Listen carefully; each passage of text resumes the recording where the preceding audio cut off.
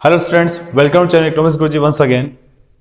Price elasticity of demand, इसके बारे में हम इस चैप्टर में स्टडी कर रहे हैं, जो कि आपके चैप्टर नंबर 4 है।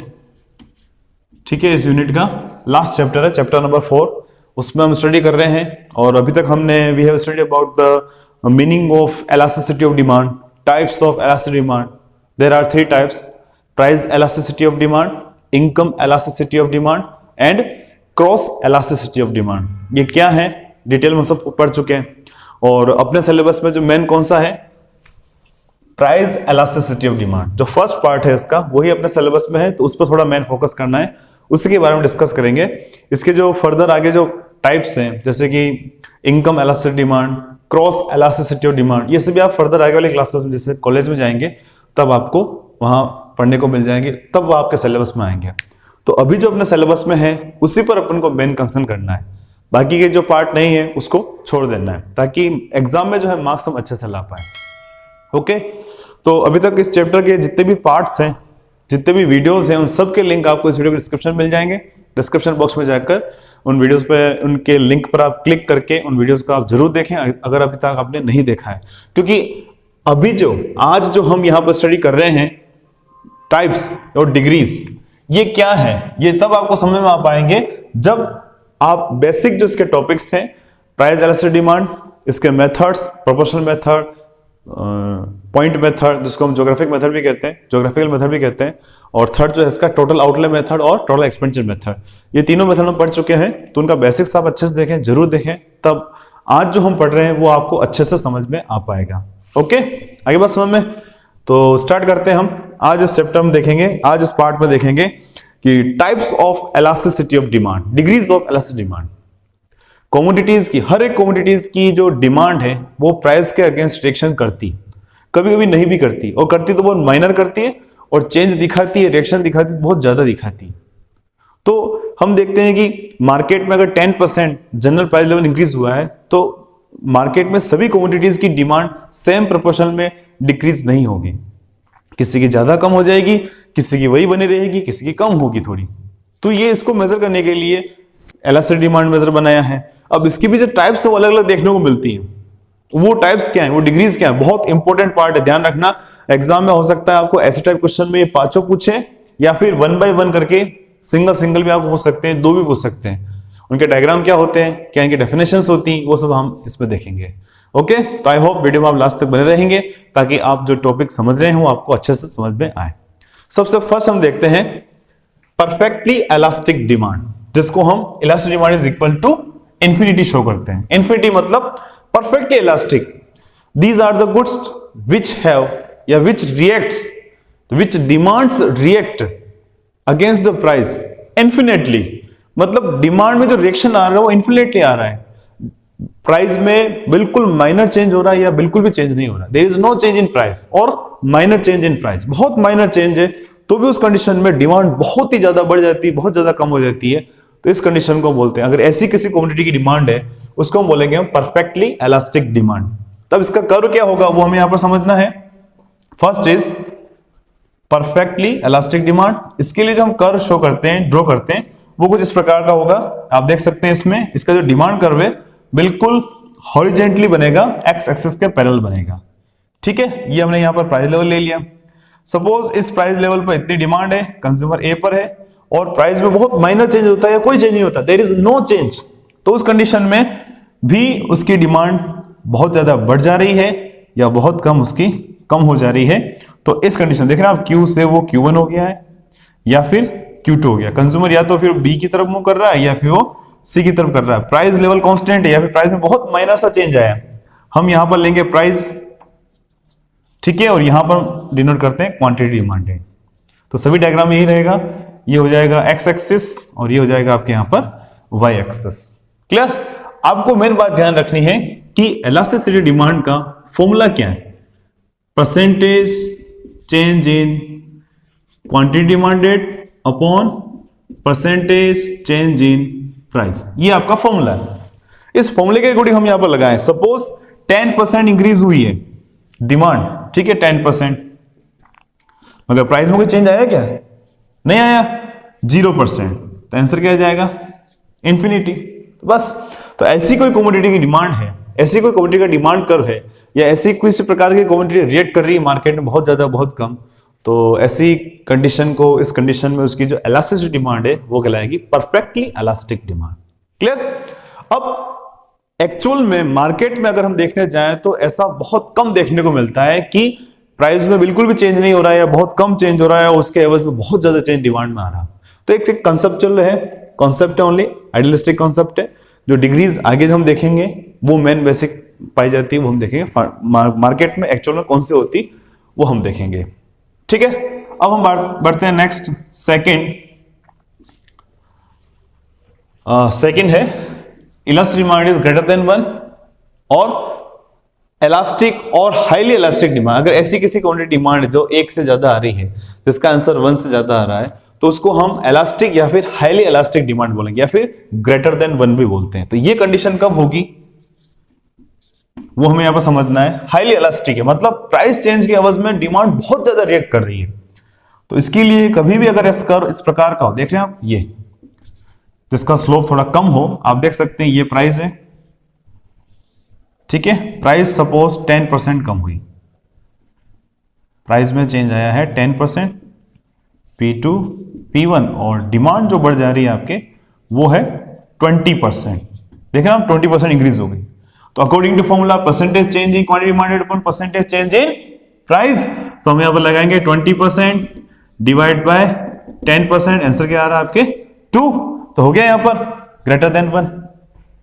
ठीक है, तो अब ध्यान रखना आपको एग्जाम में क्या करना है कि प्राइस में चेंज जो होगा वो कम होगा और डिमांड में चेंज है वो ज्यादा देखने को मिलेगा।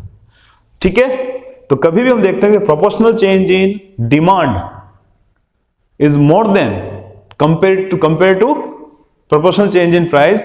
In this condition the price elastic demand is greater than 1 or elastic demand or highly elastic demand. आगे बात समझ में।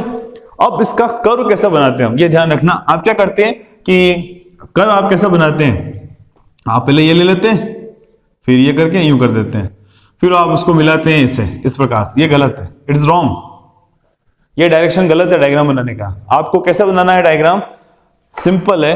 सबसे पहले आप डिमांड कर्व ड्रॉ करेंगे जिसका स्लोप थोड़ा कम होगा। ये स्लोप ज्यादा होगा कैसे, ये बता देता हूं मैं। इसका स्लोप ज्यादा है कंपेयर टू इसके, तो इसका स्लोप कम है, इसका स्लोप ज्यादा है। अब आप कब पता करेंगे कि इसका स्लोप ज्यादा है इसका कम है, तो सपोज अगर आप अपनी बाइक इस पे लुढ़का रहे हैं तो किस पे ज्यादा स्पीड से लुढ़केगी, मूव करेगी इस पे, तो इसका स्लोप ज्यादा हुआ, इसका स्लोप कम हुआ। तो ध्यान रखना कि जब कभी हम मोर देन 1 या फिर हाईली इलास्टिक डिमांड को क्रिएट कर रहे हैं या फिर ड्रॉ कर रहे हैं, तो उस कंडीशन में जो स्लोप है कर्व का वो हमें कम रखना है। ये अब हो जाएगा फर्स्ट पॉइंट ए, फिर उसके बाद दूसरी प्राइस ले लीजिए। अपने आप देख रहे हैं जितना चेंज प्राइस में आ रहा है डिमांड में चेंज आपको ज्यादा देखने को मिलेगा।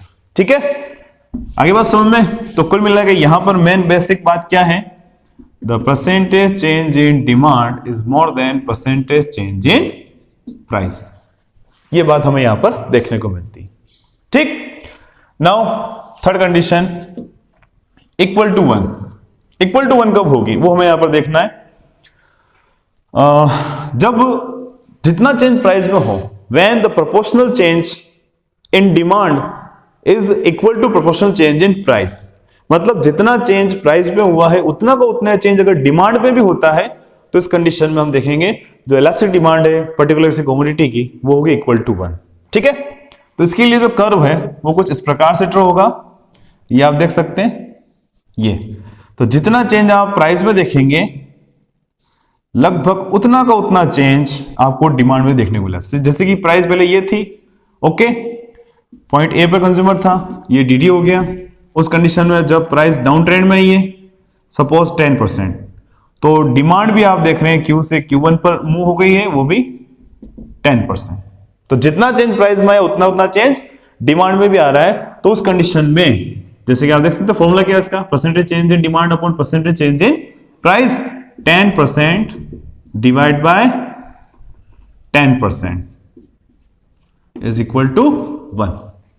ठीक, तो आप देख सकते हैं यहां पर इक्वल टू 1 आएगा और ये कंडीशन में यहां पर देखने मिलेगी elastic demand is equal to 1। ये कब होगा, when percentage change in demand is equal to percentage change in price. अगर ये कंडीशन है तो उस कंडीशन में हमेशा जो डिमांड कर्व होगा वो रेक्टेंगुलर हाइपरबोला की कंडीशन में होगा। इसका मतलब यह है कि इसके हर एक पॉइंट पर जो इलास्टिक डिमांड है वो इक्वल टू 1 होगी, रेक्टेंगुलर हाइपरबोला। अब वो कर्व क्या है वो हम देख लेते हैं। Rectangular hyperbola it is a curve which represents equal area. जैसे कि एक हम यहां पर कर्व बनाए, हम इस पॉइंट को लें तो इस रेक्टेंगल का एरिया कौन सा, ये वाला रेक्टेंगल, ठीक है, और हम ये वाला पॉइंट लें, ठीक है, और इस वाले पॉइंट का जो ये एरिया देख रहे हैं, दो अलग अलग एरियाज, एक तो ये एग्जैक्ट मैनर में लाइन खींची, एक मैंने डैश डैश में खींची। तो इसका और इसका, इन दोनों का अगर एरिया सेम हो, जैसे कि ओ ए बी सी, ओ ये हो गया सी, डी ई एंड एफ, तो यहां पर दो अलग अलग रेक्टेंगल बन रहे हैं। एक तो रेक्टेंगल है ओ ए बी सी, उसके इक्वल दूसरा रेक्टेंगल बनेगा O D E F, O D E F, ठीक है। अगर ऐसी कंडीशन है जिसके डिफरेंट पॉइंट्स पर सेम एरिया मिल रहा है रेक्टेंगल का हमें, तो ऐसा कर्व कहलाएगा रेक्टेंगुलर हाइपरबोला। क्या कहेंगे इसको हम, रेक्टेंगुलर हाइपरबोला। तो यहां पर डिमांड कर्व जो होता है अगर रेक्टेंगुलर हाइपरबोला होगा तो उस कंडीशन में हमेशा जो इलास्टिक डिमांड है वो हमेशा इक्वल टू 1 होगी।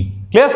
तो इसमें क्या बताएगा कि जितनी प्राइस है, जितनी क्वांटिटी है, P इंटू क्यू करेंगे तो क्या मिलेगा हमें, टोटल एक्सपेंडिचर। तो यहां पर जो टोटल एक्सपेंडिचर आ रहा है इस रेक्टेंगल का और इस पर जो टोटल एक्सपेंडिचर है, ये दोनों ही टोटल एक्सपेंडिचर सेम होंगे, ठीक। तो देख सकते हैं हम कि इस कंडीशन में अगर हमें रेक्टेंगुलर हाइपरबोला है तो उस कंडीशन में हमेशा इलास्टिक डिमांड इक्वल टू 1 होगी। मेन बेसिक बात क्या ध्यान रखनी है आपको कि डिमांड में जो परसेंटेज चेंज होगा और प्राइस में जो परसेंटेज चेंज होगा हमेशा इक्वल टू 1 होगा, 1 के बराबर होगा। आई बात समझ में। अकॉर्डिंग टू एक्सपेंडिचर मेथड उसमें हमने देखा था कि when there is a change in price, price में कोई चेंज होता है और टोटल एक्सपेंडिचर में कोई चेंज नहीं है। देख रहे हैं आप, प्राइस में चेंज हुआ, टोटल एक्सपेंडिचर पहले भी इतना ही था, सपोज 100 रुपीज, और यहां पर भी 100 रुपीज है, तो टोटल एक्सपेंडिचर में कोई चेंज नहीं आ रहा है, सिंपल इक्वल टू 1 होगी इलास्टिक डिमांड। क्लियर। तो अब नेक्स्ट है, फोर्थ है इन इलास्टिक और less than unitary elastic demand. यानी ये कंडीशन कब होगी, जब प्राइस में चेंज के अकॉर्डिंग डिमांड में चेंज कम देखने को मिले, तो वो कंडीशन कहलाएगी यहां पर unitary, less than unitary elastic demand या इन इलास्टिक डिमांड। एक से कम आएगा इसका आंसर। ये कब हमें देखने को मिलेगा, जब इसका स्लोप हम बना दें, जैसे कि elastic demand is less than 1, ये कब होगा, ये इस प्रकार का डिमांड कर्व आपको मिले देखने को। तो आप देख रहे हैं इसमें प्राइस में चेंज होगा ज्यादा, देख रहे हैं आप, P से P1 प्राइस आई है, सपोज ये 10% चेंज हुई, 10% लेते हैं इसको, सपोज ये 10% चेंज हो रही है, पर आप डिमांड देख रहे हैं, डिमांड जो Q से Q1 पर पहुंची है उस कंडीशन से 6% इंक्रीज हुआ है। कितना, ओनली 6%। ये कंज्यूमर पॉइंट ए से बी की तरफ मूव कर रहा है, प्राइस 10% डाउन ट्रेंड में ही है और डिमांड जो सिर्फ 6% बढ़ी है। तो इस फॉर्मूले के according change in quantity demanded upon change in price, इस फॉर्मूले को हम यहां पर रखेंगे। तो change in quantity demanded 6% upon price में चेंज कितना आया 10%, आंसर क्या हो जाएगा 0.6। तो आप देख रहे हैं यहां पर इलास्टिसिटी ऑफ डिमांड क्या होगी, 1 से कम। और ये कंडीशन कैसे रिप्रेजेंट होगी, when the percentage change in demand is less than the percentage change in price.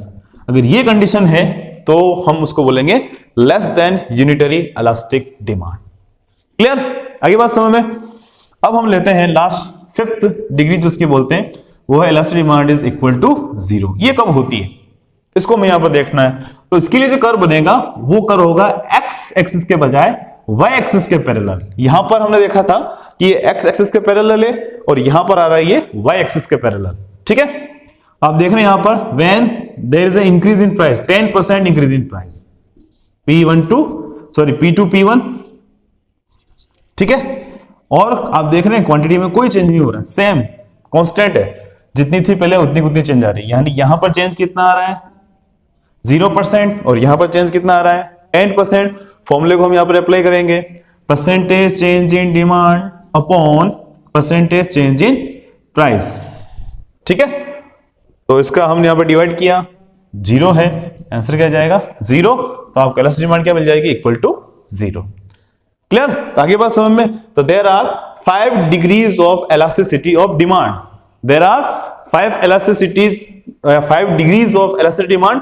First is elastic demand is equal to infinity, और हाईली इलास्टिक डिमांड, और परफेक्टली इलास्टिक डिमांड बोलते हैं। बहुत हाईली, बहुत ज्यादा है, और परफेक्टली इलास्टिक है, पूरे इलास्टिक है। सेकंड हाईली इलास्टिक और more than one elastic demand, या फिर इलास्टिक इक्वल टू 1 और यूनिटरी 1। फोर्थ लेस देन 1 और इनइलास्टिक डिमांड।